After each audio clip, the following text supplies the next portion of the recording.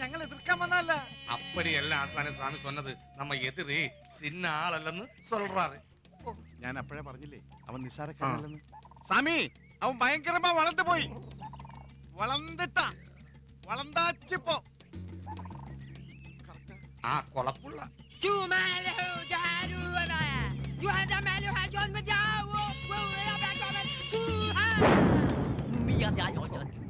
பழமொழிகை அவனை கூந்தலை கெடுத்தினால் கால்களை மண்ணல் வென்று வந்து காலை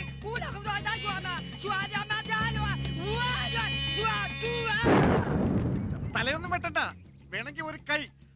പക്ഷെ അവന് നാട്ടിൽ പോണം. இல்ல ஆசானே, நீங்க பயப்படாதீங்க. அவனோட தலையில மயிரும் கால்பட்டு இடத்துல இருந்த ஒரு கை மண்ணு கொண்டு வந்தா எல்லாமே சரியாக்கிடலாம்னு சொல்றாரு. കാൽച്ചോട്ടിലെ മണ്ണെടുക്കാം, പക്ഷെ തലയിലെ മുടി ബാർബർ ഷാപ്പിൽ പറഞ്ഞാൽ அதெல்லாம் எடுக்கலாம். நீங்க தைரியமா இருக்கு காசானே. சரின்னு சொல்லுங்க. சொல்லுங்க மந்திக. ശരി സ്വാമി.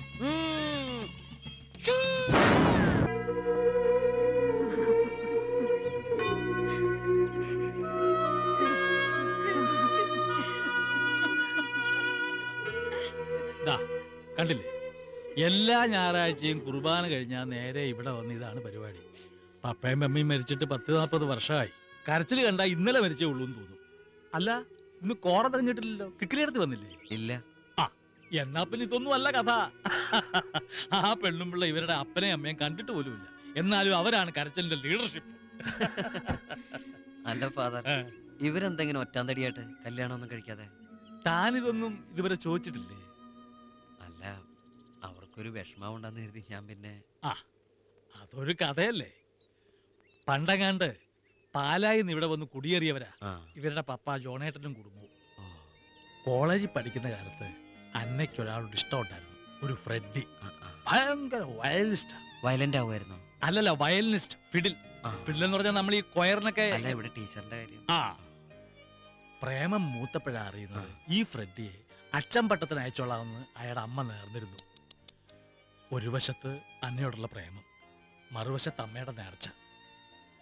അവസാനം ഫ്രെഡി അച്ഛനായി. ഓ, അത് ശരി.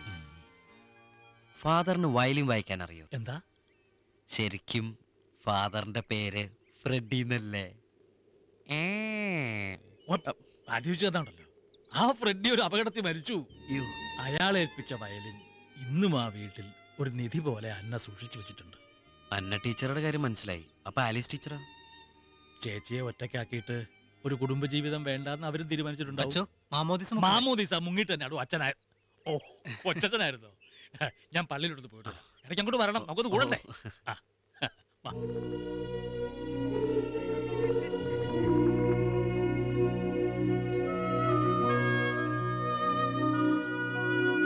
അപ്പനമ്മമാരുടെ കുഴിമാടത്തിലിരുന്ന് അവര് കരട മനസ്സിലായി.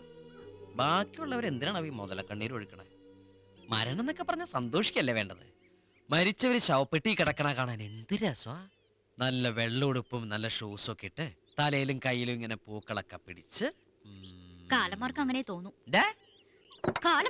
തോന്നുന്നു. അതെടി, ഞാൻ കാലനാ, നിന്റെ കാലൻ. മൂക്കി പഞ്ഞിയും വെച്ച് കയ്യില് കുരിശും പിടിച്ച് നീ ശവപ്പെട്ടി കിടക്കണത് ഞാനിങ്ങനെ കാണും.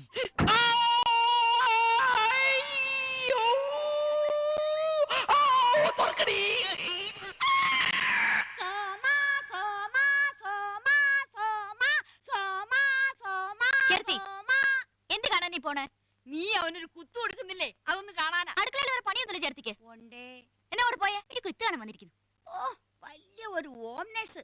നിന്നെ കൈ കിട്ടും, അന്ന് ഞാൻ എടുത്തോളാം.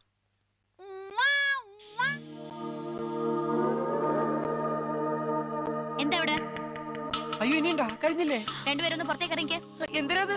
ഇഞ്ചക്ഷൻ എടുക്കാൻ. അയ്യോ, ഇഞ്ചക്ഷൻ വേണ്ട. ഇഞ്ചക്ഷൻ എനിക്ക് പേടിയാ. അതിങ്ങോട്ട് കയ്യിലേക്ക് ഒഴിച്ചോളൂ, ഞാനിങ്ങനെ കുടിച്ചോളാം. ഒന്ന് പറയാമേ അമ്മേ. പിച്ചക്കാരെ പോലെ കരയണ്ട, അതുപോലെ ചെയ്താ മതി. അവന് പേടിയാ. ജാമ്പവന്റെ കാലത്തുള്ള കാറാ, സെപ്റ്റിക് ആയാലോ? അത് നേരാ. ഒരു പ്രിവെൻഷൻ എടുക്കുന്നത് നല്ലതല്ലയോ? അല്ലേ ചേച്ചി?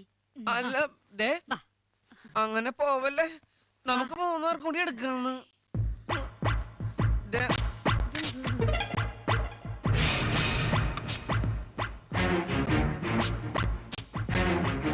ഹോം നേഴ്സേ സത്യത്തിൽ മനുഷ്യന്മാരുടെ ഹോം നേഴ്സോ മൃഗങ്ങളുടെ ഹോം നേഴ്സോ? എന്തേ അല്ല ഈ ആനെ കുത്തണ സൂചിയൊക്കെ എടുത്തിട്ട് കഴുതയ്ക്കും ഇതെന്നെ മതി. ദേ, കരയണ എന്തിനാന്ന്? വലിയ വീരശൂര പരാക്രമിയല്ലേ? ഇങ്ങനെ പേടിച്ചാലോ? ആ പാൻസിന് ഹുക്കഴിച്ച് പാൻസ് അഴിക്കാനാ? അയ്യ അതൊന്നും വേണ്ട, വേണേ ദൈവം എടുത്തോ. ബട്ടക്സിൽ ഇഞ്ചക്ഷൻ എടുക്കണത്. ബട്ടക്സ് ഒന്നും വേണ്ട, അതൊക്കെ പ്രൈവസിയാ. എന്റെ സ്വന്തം സൂക്ഷിച്ച്. ബട്ടക്സിൽ ഇഞ്ചക്ഷൻ എടുക്കണമെന്ന് വീട്ടിലെങ്ങാനും പറഞ്ഞ എന്നെ വഴക്ക് പറയും. അതും ഒരു പെണ്ണ്. വേഗാവട്ടെ, ഒന്ന് വേഗാവട്ടെ. മൂക്കി പഞ്ഞിയും വെച്ച് പെട്ടി കെടുത്തല്ലേ? അയ്യടാ, ഇത്രേ ഉള്ളൂ. പോരാ എന്നാ എന്നാ.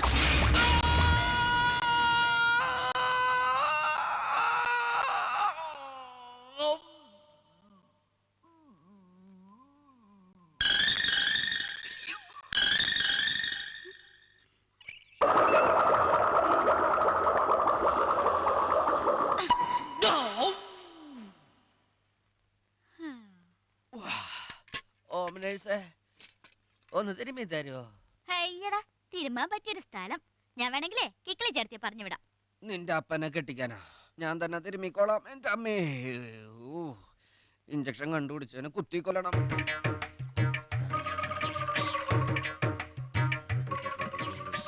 ഹായ്, മുത്തുക്കൂടെയും ചൂടി ഇരിക്കുക. ഇപ്പൊ എങ്ങനെയുണ്ട്? വേദനയുണ്ടോ? നല്ല സുഖമുണ്ട്. വാതിലിന്റെ ഇടയിൽ വിരല് പെട്ട നല്ല സുഖ. കിക്കിലെടുത്ത് വെറുതെ ഇരിക്കുമ്പോ വാതിലിന്റെ ഇടയിൽ വിരൽ വെച്ചിട്ട് വലിച്ചടക്ക്. സുഖമുണ്ടോ? വിരലല്ല, നിന്റെ നാക്കായിരുന്നു പെടേണ്ടിയിരുന്നത്. എന്തായത്? കട്ട്ലേറ്റ് സ്പൂണില്ലേ? ഇല്ല, ഞാൻ ചവച്ചിട്ടേ നിന്റെ വായ്ക്കകത്ത് വെച്ച് തരാം. അയ്യേ, ഹോർലിക്സ് ഇല്ലേ? ചവിട്ടി കുഴച്ചോണ്ടിരിക്കുക, എടുത്തോണ്ട് വരാം. ഹോർലിക്സ് ചവിട്ടി കുഴക്കേ? ആ, എന്നെ ആക്കിയതാ.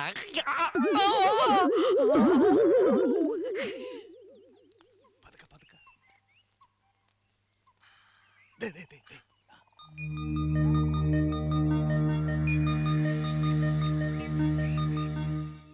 കാൽച്ചുവട്ടിൽ മണ്ണില്ലല്ലോടാ.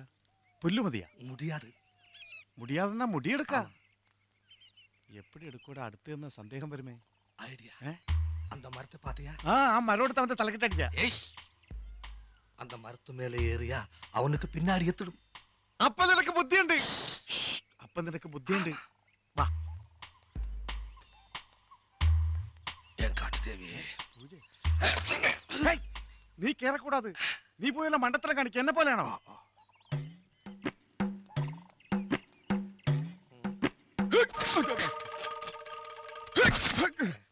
ഈ അടയ്ക്കാൻ വരാൻ തേക്കാണെന്നാ തോന്നണ.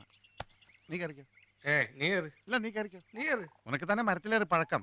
എനക്ക് ബുദ്ധിയില്ലേ? ആ. നീ ബുദ്ധി വെച്ച് ഏറ്, നോക്കട്ടെ. ഏറ്. ஐடியா.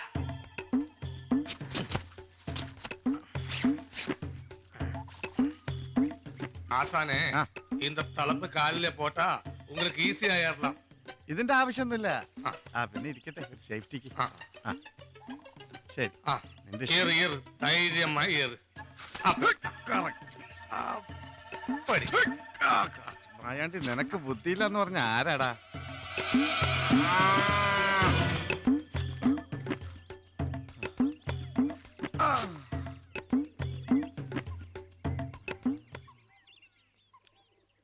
കട്ട്ലറ്റ് എങ്ങനെയുണ്ട്? നല്ല ടേസ്റ്റ് ഉണ്ടോ? ഉണ്ടെങ്കി അല്ല, വലിയ കുക്കാണെന്ന് കേട്ടു.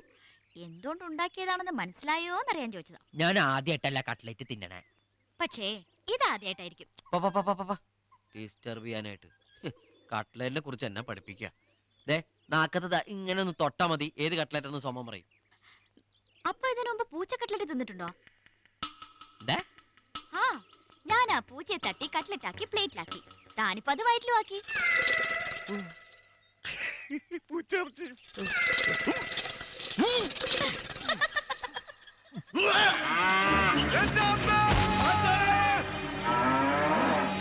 കർത്താവ് അതിന്റെ വായിന്ന് പോയതാണോ?